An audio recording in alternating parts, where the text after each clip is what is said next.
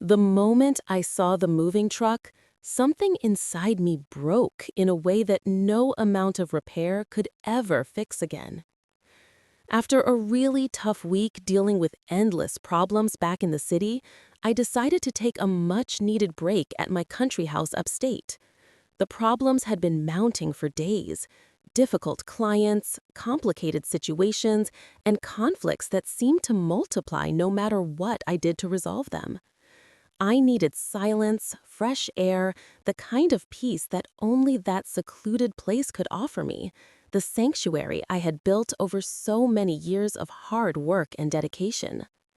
As I pulled up to the property gate that early evening, squinting against the setting sun that painted the sky in shades of orange and pink, I saw something I never in my entire life had imagined I would ever see. My daughter-in-law Sarah was loading up all the furniture from the house with methodical precision. My son, Robert, was putting every single item into the moving van with practiced efficiency, moving as though this was a job they had done many times before. The sofa I had bought with my first decent paycheck, the one I had chosen after hours of searching through different stores, was being hauled toward the truck bed. The lamps I had picked out with so much care, considering every detail of their design and how they would fit into each room, were already secured in the van. The table where we had shared so many meals together as a family, where Robert had done his homework as a child, where his father and I had talked about our dreams before he left us, that table too was being taken as if none of it belonged to me anymore. Everything was being removed from the only place I had truly ever called my own. Everything was disappearing into that truck as if I had no claim to it whatsoever, as if my lifetime of sacrifice meant nothing, as if the very foundation of my existence could simply be dismantled and carried away by people I loved. I never expected such treachery and such audacity from them.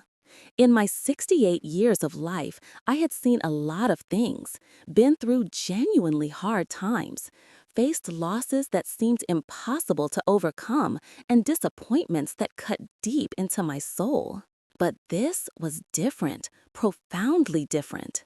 This was coming from my own flesh and blood, from the son I had raised with my own two hands, from the woman who had promised to be part of our family.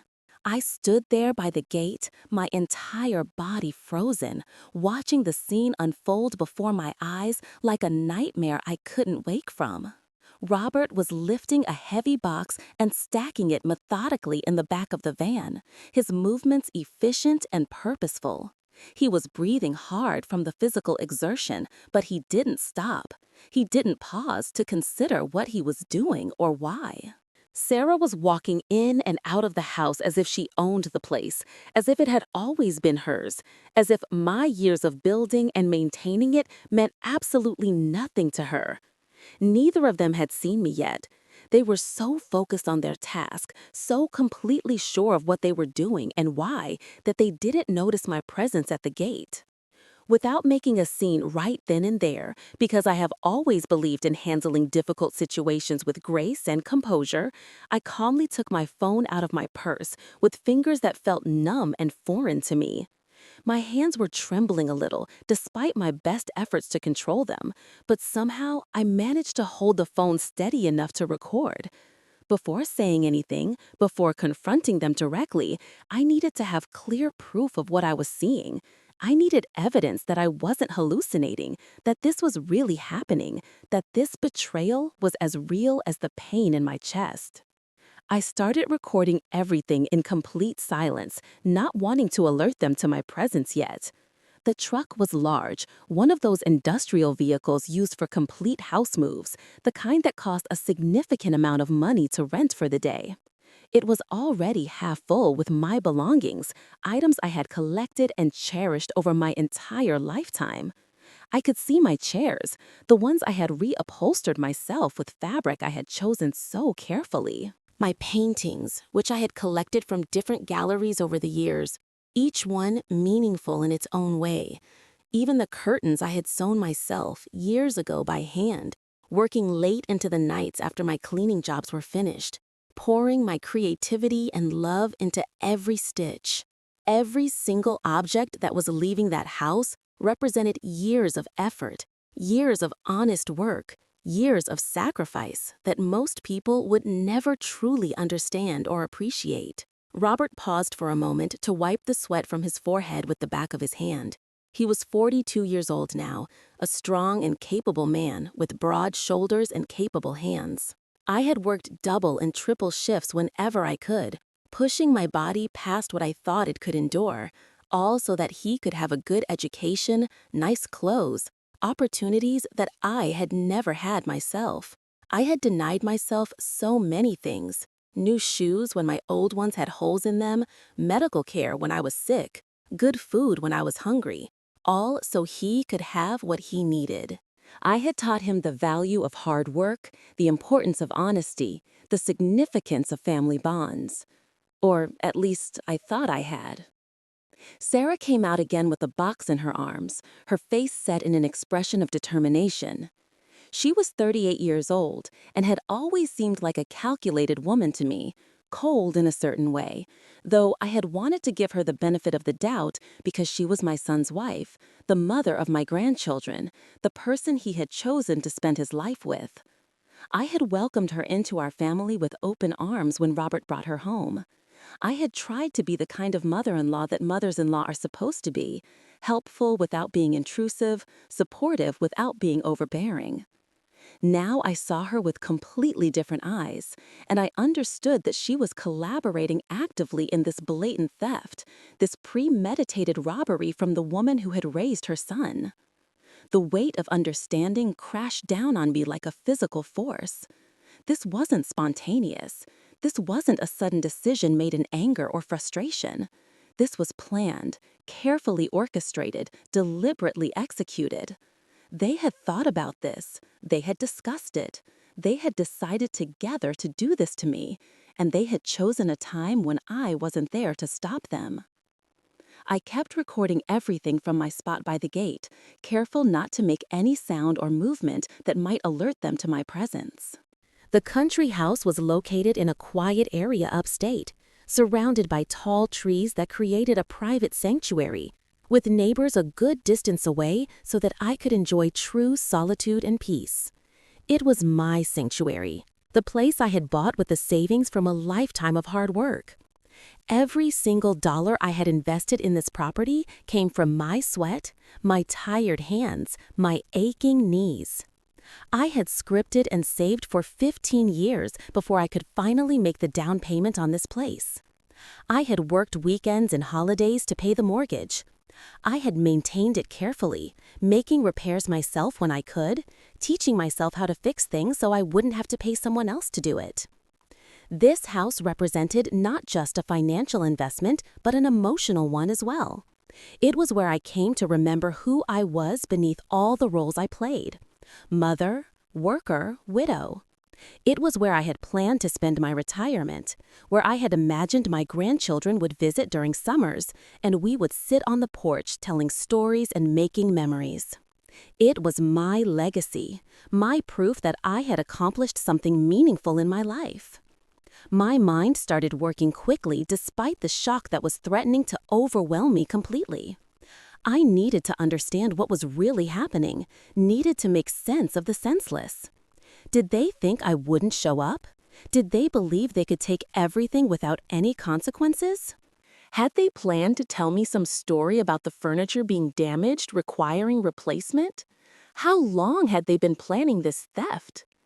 Robert went back inside the house, his heavy footsteps echoing through the rooms. I heard his voice from inside, talking to Sarah about what items were left to load, discussing logistics like they were just moving ordinary household items rather than my entire life. "The bedroom set needs to come apart," I heard him say to her. "The dresser is too wide to fit through the door as one piece. We'll need to remove the legs and make it manageable." Sarah's response came, her voice matter-of-fact and practical. "I already separated the nightstands. They're in the hallway ready to go. What about the bed frame?" The bed frame comes apart too, Robert replied. I already have the bolts out. It should fit in the truck now. They spoke naturally, with no apparent remorse, no hesitation in their voices, no sense that what they were doing was wrong. To them, this was just another chore, a plan they were executing with efficiency and competence. The casualness of their conversation cut deeper than any angry confrontation could have. It meant they had already justified this to themselves. They had already decided that what they were doing was acceptable, even necessary. I remembered the last time I had talked to Robert on the phone just 3 days ago. It had been a Tuesday evening, and I had called him after finishing a particularly exhausting day of work. He answered on the second ring, his voice warm and familiar, and asked how I was doing. He wanted to know if I was all right, if I needed anything, if the problems I was having in the city had been resolved. He sounded worried about me, attentive and concerned, like a caring son checking in on his aging mother. His questions had seemed so genuine, so filled with love and concern. Now I understood that those questions had another purpose entirely. He was gathering intelligence. He wanted to know when I would be away, how much time would pass before I returned, how long he would have to do this without being discovered. Every caring word, every concerned question had been part of the plan. He had called to scout the territory, to make sure I would be occupied in the city for an extended period, to ensure that he and Sarah would have the time they needed. Sarah appeared with more items, her arms laden with boxes and small pieces. This time she was carrying my framed photographs, the ones that held memories of my whole life, decades of moments frozen in time and preserved behind glass. The photo of my mother who had died 10 years ago was among them, my mother's face smiling at the camera in a way that I hadn't seen in person for far too long before her passing. The photo of Robert as a child, his face bright and innocent, smiling in his first day of school outfit that I had bought for him with money I had saved for weeks. The photo of my late husband taken just months before he left us, his arm around me, both of us looking at the camera with expressions that suggested we believed our life together would continue forever. I felt a deep pain in my chest at the sight of those photographs being loaded into the truck, a pain so intense it felt like my heart was actually breaking, literally shattering inside my body. But I stood my ground. I wasn't going to cry. Not yet. Not while they could see me, not while I was vulnerable to their judgment or their justifications or their explanations. I needed to be strong. I needed to think clearly. I needed to understand exactly what was happening and why, and I needed to decide what I was going to do about it. After I had recorded enough video evidence of their theft, clear shots of their faces, clear footage of the items being loaded, multiple angles that would prove what had happened, I put the phone back in my purse, securing it safely against my body. I took a deep breath, allowing the cool evening air to fill my lungs, and started walking toward them. My steps on the dirt path were soft, deliberate, measured. The afternoon sun had shifted lower on the horizon, creating long shadows across the ground that seemed to reach toward me like grasping hands. In the distance, I could hear birds singing, their voices melodious and unconcerned, oblivious to the human drama unfolding at that moment. Nature continued its course, indifferent to my pain, while my world crumbled like a sandcastle being washed away by the tide. The wind rustled through the trees, carrying with it the sense of late autumn, dry leaves, earth, and the faint hint of wood smoke from someone's fireplace far away. When I was just a few feet from the truck, Robert finally saw me. His entire body went rigid, and his face drained of color so quickly that I thought for a moment he might faint right there on the spot. His mouth opened and closed without sound, like a fish gasping for air. The box he had been holding in his hands dropped to the ground with a heavy thud, its contents spilling out across the dirt, linens, I think, or perhaps some kitchen items I couldn't quite identify. "Mom," he said finally, his voice weak and hollow, barely more than a whisper. You're not supposed to be here." That phrase, that single damning phrase told me everything I needed to know. He had expected me to stay away. He had planned for me to remain in the city for at least several more days. He had counted on my absence, relied upon my occupation with my own problems to give him the time he needed to complete this theft. There was no surprise in his voice, no shock at an unexpected turn of events. There was only the frustration of someone whose carefully laid plans had been disrupted by an inconvenient development. Sarah appeared in the doorway of the house, a final box in her hands. When she saw me, her reaction was different from Robert's. Rather than shock or fear or guilt, she looked almost angry, as though I had deliberately done something to ruin their plans, as though I had shown up specifically to interfere with their carefully orchestrated scheme. Her jaw tightened and her eyes narrowed into slits. "Robert," she said sharply, her voice cutting through the evening air like a blade. "What are you doing? We need to finish loading and get out of here before it gets dark." The coldness in her voice, the complete lack of any shame or embarrassment, shocked me more than anything else had in that moment. She didn't even bother to pretend that they were doing anything innocent. She didn't manufacture some excuse or explanation. She simply wanted to continue with the theft, treating my arrival as merely an obstacle to work around or overcome. "How long have you been planning this?" I asked them both, my voice steady despite the turmoil inside me. "How long have you been planning to steal from me?" Robert looked away, unable to meet my eyes. That was answer enough. This hadn't been a sudden impulse or a desperate decision made out of financial need. This had been planned for weeks, perhaps even months. They had discussed it at home, lying in bed at night probably, planning which items to take and when to do it. They had selected the day carefully, waiting for a moment when I would be occupied enough that I wouldn't show up unexpectedly. "Mom, it's not like that," Robert started to say, his voice pleading now, taking on the tone of a child who had been caught doing something wrong. "Sarah and we're in a difficult financial situation. The mortgage on the house is becoming too much, and we need help. We thought that maybe some of these items, they're just sitting here. You don't even use them most of the time." I looked at my son, the child I had sacrificed so much for, the person I had literally given my life for, and I felt something inside me harden into a substance that felt almost like stone. This was his justification. This was how he rationalized theft. He had decided that my belongings, the things I had worked my entire life to acquire and maintain, were just objects that were sitting here, unused, and therefore fair game for him to take whenever his financial situation became difficult. Never mind that I had given him his start in life. Never mind that I had put him through school, paid for his college education, helped him with the down payment on his first house when he was married. Never mind that I had been there for him constantly, supporting him, advising him, caring for him unconditionally throughout his entire life. Now that he was facing financial difficulties, his solution was to rob me rather than come to me with his problems and ask for help. "How much do you owe?" I asked him quietly.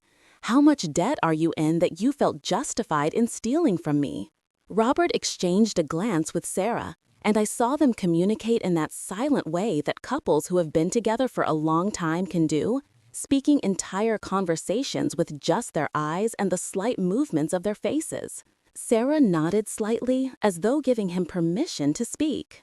"We're about $80,000 in debt," Robert said quietly.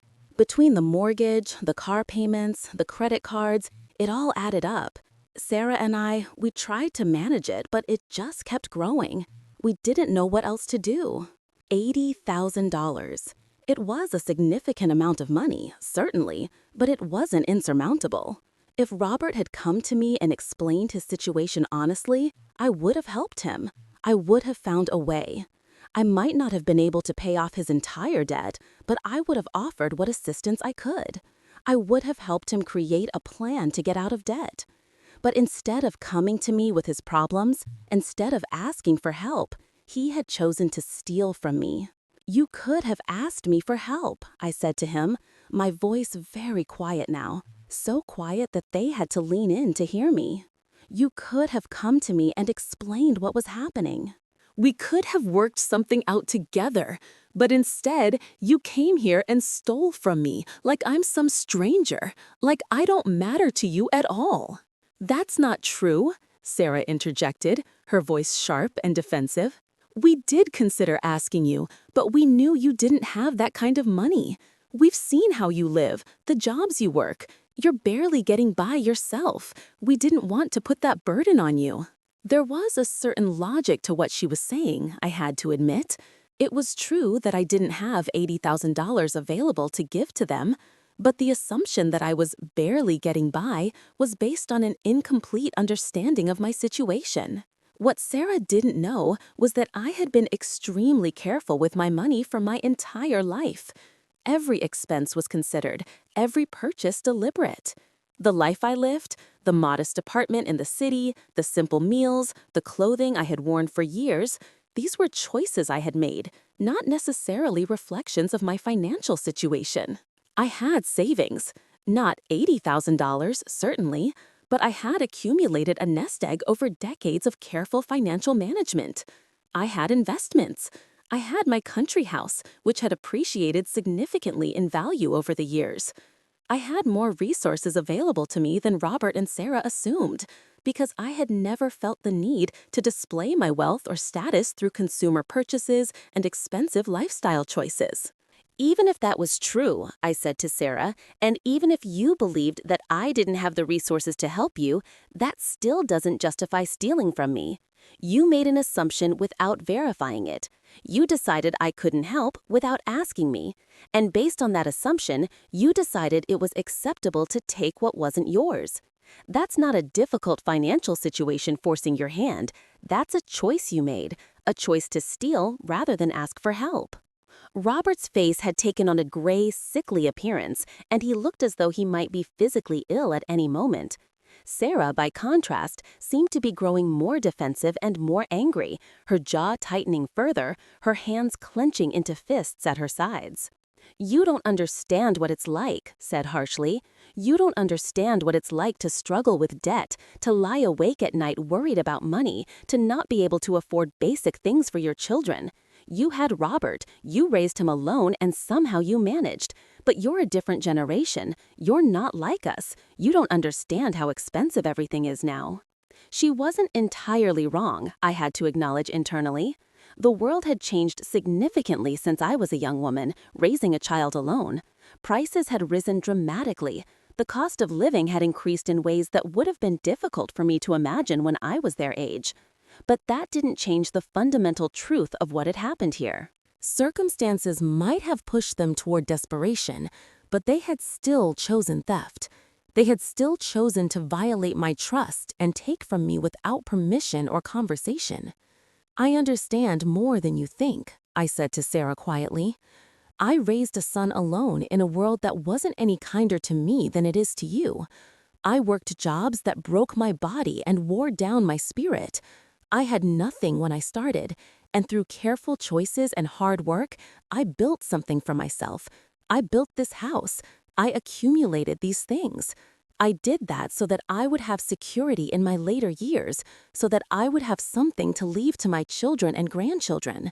Your choice to steal that from me, to undermine that security, is a choice to take not just objects, but also to take my peace of mind and my sense of safety in my own life."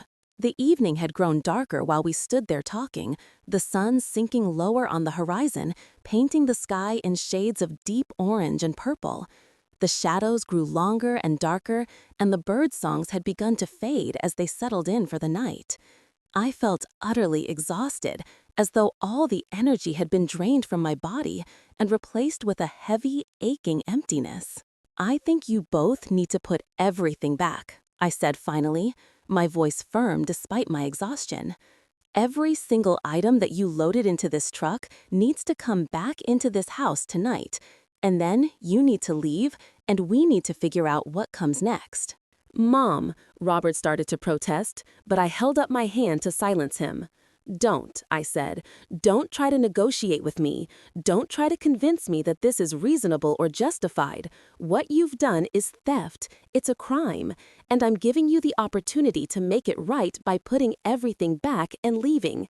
If you don't do that, I will contact the police and I will file a report. I have video evidence of the entire thing.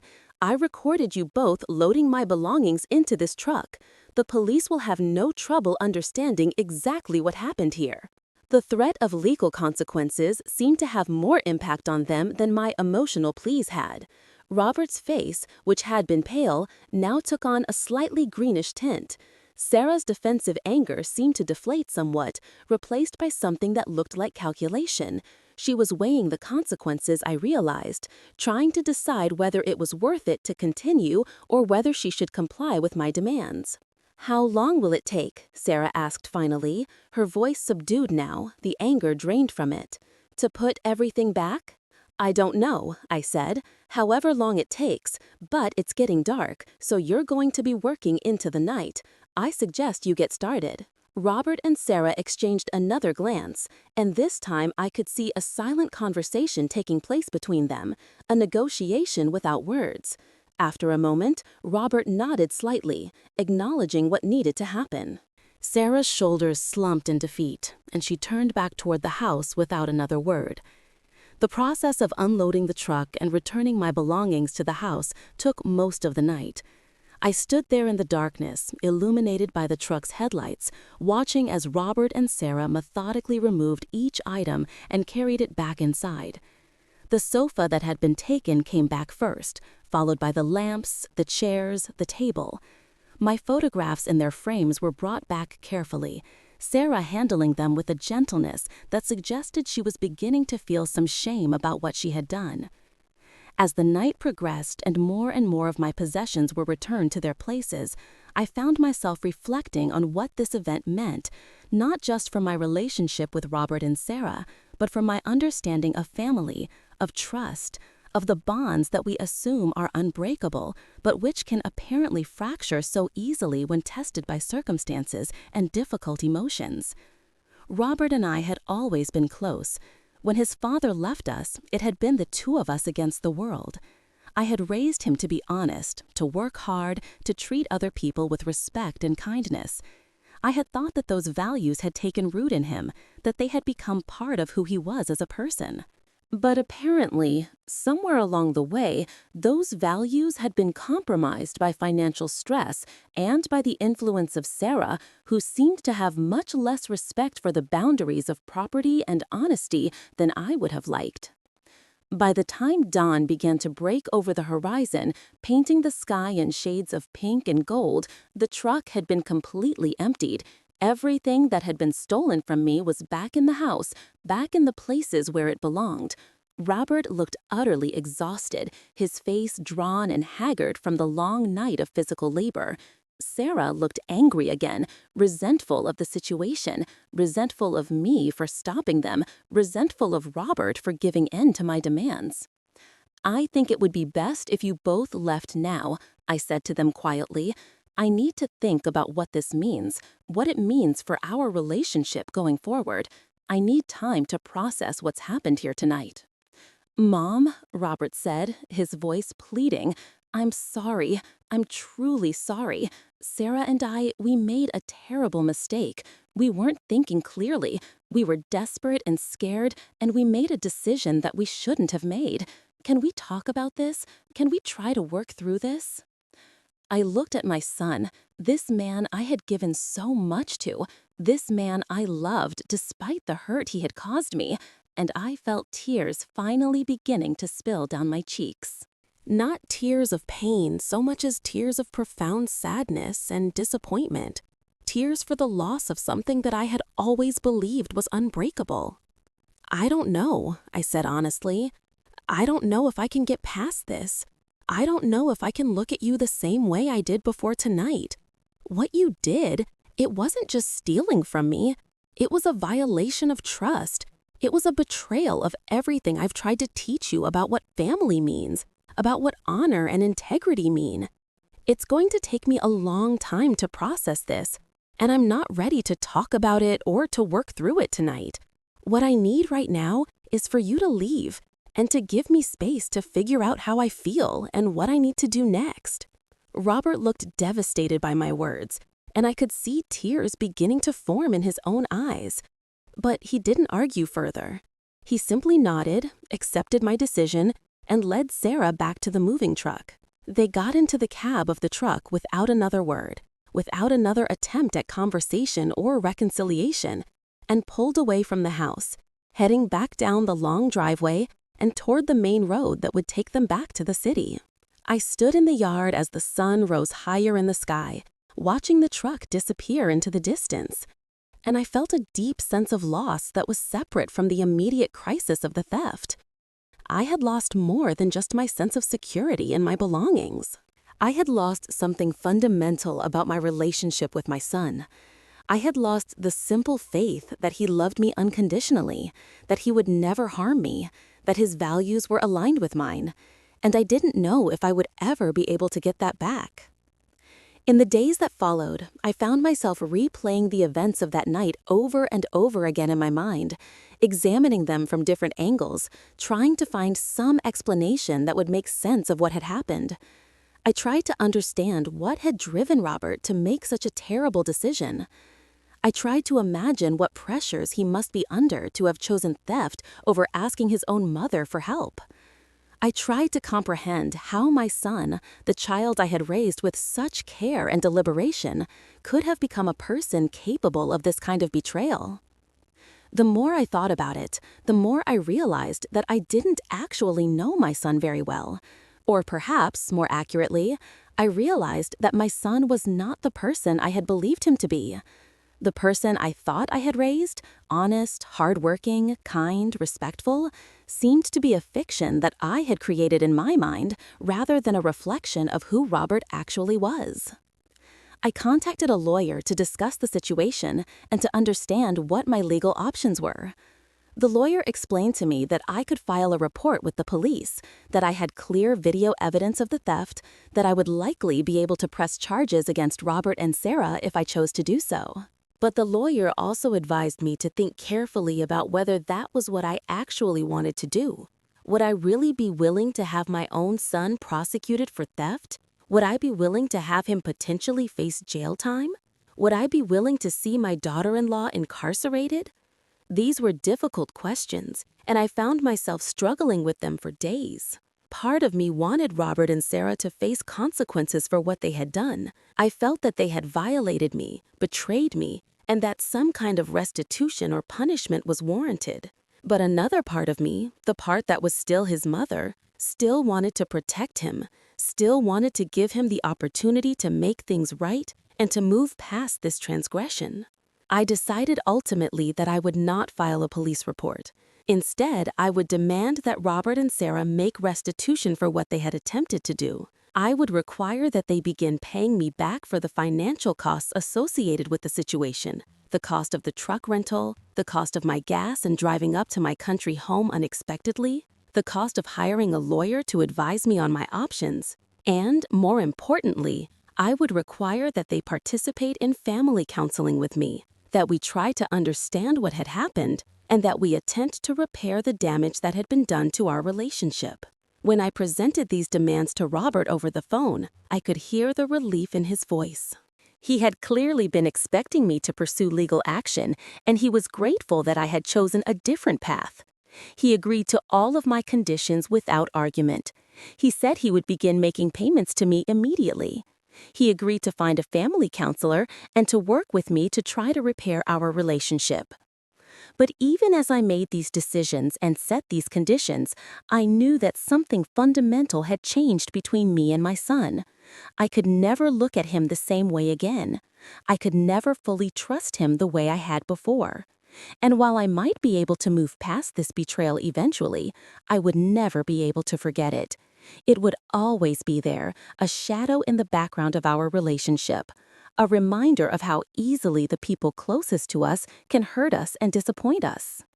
In the weeks and months that followed the incident, I began to reassess my entire life and my relationships with my family.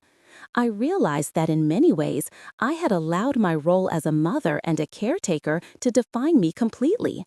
I had poured my entire self into providing for Robert and later into being there for my grandchildren, but I had not maintained strong boundaries. I had not taught them to respect those boundaries. I had allowed myself to be taken for granted, and in doing so, I had enabled Robert to think that it was acceptable for him to treat me the way he had. I made a conscious decision to change that dynamic. I began to be more deliberate about my time and my resources. I began to say no to requests for help more often. I began to insist that my family respect my property and my space in ways that they had not been required to before. Some of them resented these changes. Sarah, in particular, seemed to feel that I was being unnecessarily harsh and punitive. But others began to adapt and to develop a healthier respect for my boundaries. Robert attended the family counseling sessions with genuine contrition and a desire to understand what had driven him to make the choices he had made. Over the course of these sessions, it became clear that the debt that he and Sarah had accumulated was the result of spending beyond their means, of making financial choices that were not sustainable, and of avoiding difficult conversations about money and priorities. Robert had been raised by a mother who was extremely conscientious about money, who valued saving and careful spending, but as an adult he had made very different choices. He had bought a house that was more expensive than he could afford. He had financed cars that were beyond his budget. He had allowed credit card debt to accumulate through small purchases that seemed inconsequential in the moment, but which had added up to a significant problem over time. The counselor helped us both to understand that Robert's attempt to steal from me was not really about the items themselves. It was about a desperate attempt to solve a problem that he didn't know how to solve otherwise. It was about shame and embarrassment about his financial situation. It was about a fantasy that he could make his problems go away without having to confront them or ask for help. It was about the belief that if he could just get a certain amount of money or a certain amount of stuff, everything would become all right again. Understanding the root causes of Robert's behavior didn't make the betrayal hurt any less, but it did help me to see him as a person who was struggling and flawed, rather than simply as a person who was deliberately malicious. It helped me to hold both truths at once, that what he had done was wrong and unacceptable, and that he was still my son, still someone I loved, still someone worth trying to have a relationship with despite the harm he had caused. Sarah was less willing to engage in this process of understanding and healing. She attended the counseling sessions because Robert insisted on it, but she seemed to resent being there. She maintained that what she and Robert had done was understandable given their financial situation, and she seemed to feel that I had been unfair in my response. She believed that families should help each other in times of need, and she interpreted my anger and my demands for restitution as a refusal to help Robert and a punishment, rather than as a reasonable response to a violation of trust. This fundamental difference in how Sarah and I viewed the situation meant that my relationship with her would never return to what it had been before. Where I had once tried to include her and to make her feel welcome as part of my family, I now kept a certain emotional distance from her. I was polite and civil when we interacted, but there was no longer any real warmth between us. I did not invite them over as often. I did not call to check in on them as frequently. I did not offer to help with their children or their household in the way that I had before. Robert, for his part, seemed to understand and accept this change in my behavior. He worked hard to repair his relationship with me. He began to be more open with me about his financial situation and his struggles. He asked for my advice on how to manage his debt and how to create a more sustainable budget. Slowly, over time, a new kind of relationship began to develop between us, one that was less idealized, less based on his role as my son that I had to take care of, and more based on a genuine understanding of each other as complex human beings with strengths and weaknesses. We eventually agreed that Robert would pay me back $5,000, less than the full amount of my expenses and the value of the time I spent dealing with the aftermath of the theft, but a symbolic gesture that acknowledged his wrongdoing and his commitment to making restitution. He began making monthly payments, and over the course of 2 years, he paid off the entire amount. Each payment was an acknowledgement that what he had done was wrong, and each payment moved us a little bit further toward the possibility of genuine reconciliation. As for my country house, I found that I could no longer enjoy it in quite the way that I had before. The memories of that night, of seeing my belongings being loaded into the truck, of confronting my son and daughter-in-law with the evidence of their betrayal, of standing in the darkness while they worked through the night to return what they had stolen, these memories colored every visit to the house. I would walk through the rooms and remember which items had been stolen and returned. I would sit on the sofa and remember how it had felt to see it being carried away. I would look at my photographs and remember the pain of seeing them being taken. Eventually, I made the decision to sell the house. It was a difficult decision, and I spent a long time thinking about it before I was finally ready to move forward with it. The house had been my dream, my refuge, my retirement plan. But it had also become a repository of painful memories, a place that no longer felt like a sanctuary, but rather like a monument to betrayal and disappointment. When the real estate agent brought potential buyers through the house, I tried to see it through their eyes, not as my house with all of its emotional baggage, but as a beautiful property with great bones and wonderful potential. I pointed out the views, the way the light came through the windows, the peaceful setting among the trees. I highlighted the improvements I had made over the years, the care I had taken with every detail. In the end, a young couple with 2 children bought the house. They fell in love with it immediately, and I could see in their faces the same sense of joy and possibility that I had felt when I first saw it. As I signed the papers finalizing the sale, I felt a strange mixture of emotions, sadness at letting go of something I had worked so hard for, but also a sense of liberation. By selling the house, I was freeing myself from the daily reminders of the betrayal, but I was also freeing myself from the constant need to maintain and protect an asset that had become more of a burden than a blessing. With the proceeds from the sale of the house, I made some significant changes to my life. I paid off my mortgage on my city apartment, I increased my retirement savings, I set aside money to leave to my grandchildren. But perhaps most importantly, I began to think about what I actually wanted to do with the remaining years of my life. For so long, I had been focused on working, on saving, on providing for my family. Now I had the opportunity to think about what would bring me joy and fulfillment. I began to travel, something I had rarely allowed myself to do before, because I felt it was frivolous spending. I visited places I had only read about or seen in movies. I spent time exploring different countries and different cultures. I made new friends and experienced new things. I began to feel alive in a way that I hadn't felt in decades, as though I had been half asleep for much of my life and was finally beginning to wake up. Through this process of healing and growth, I came to understand some important lessons about family, about trust, and about the nature of love and relationships. I learned that love, even the most profound love between a parent and a child, is not enough on its own to guarantee that a relationship will be healthy and sustainable. Love must be accompanied by respect, by honesty, by clear boundaries, and by a mutual commitment to treating each other with dignity and care. I learned that sometimes the people we love the most are capable of hurting us in ways that other people cannot, simply because they have access to us in ways that others do not. They know our vulnerabilities, our weak spots, our deepest insecurities. They know what matters most to us and where we are most exposed. And sometimes people use that knowledge against us, intentionally or unintentionally.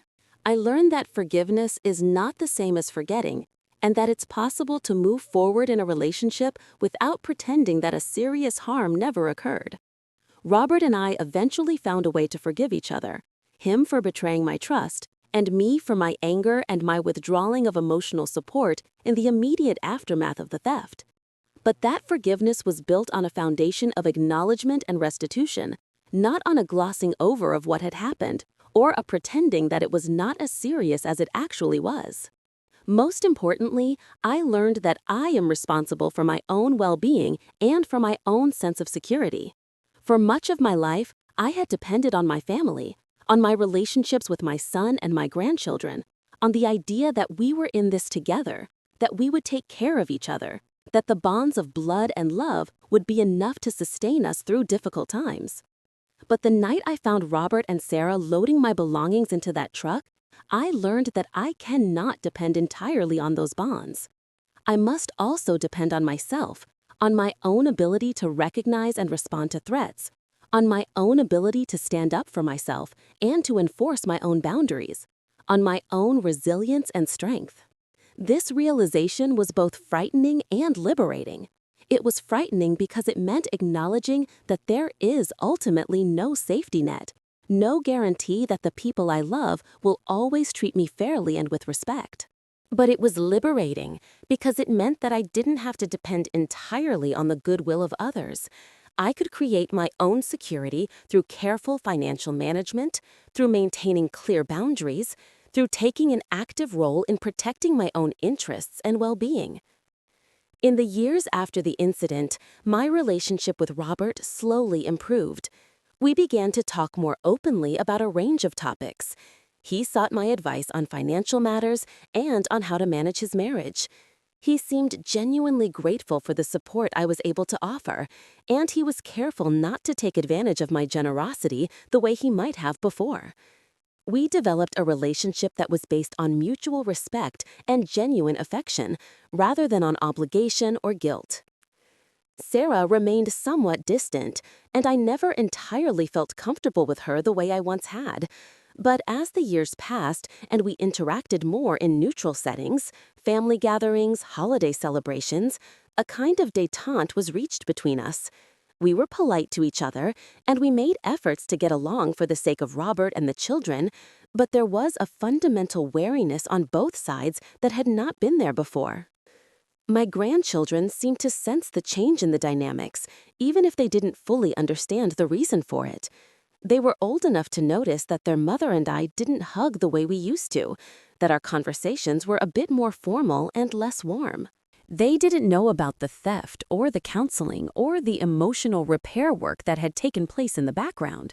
They simply knew that something had shifted and that things were not quite the same as they had been before. As time went on and they became older, I eventually told them the full story of what had happened.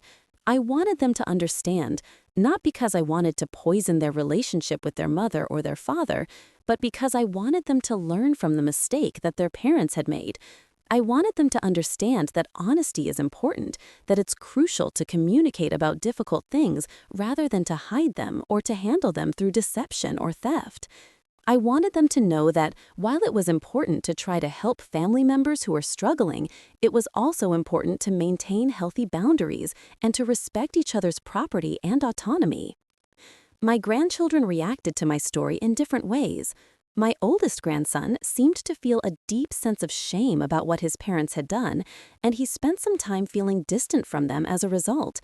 Eventually, with my encouragement and support, he was able to move past that initial shock and to see his parents as complex people who had made a serious mistake, but who were working to fix it and to do better going forward.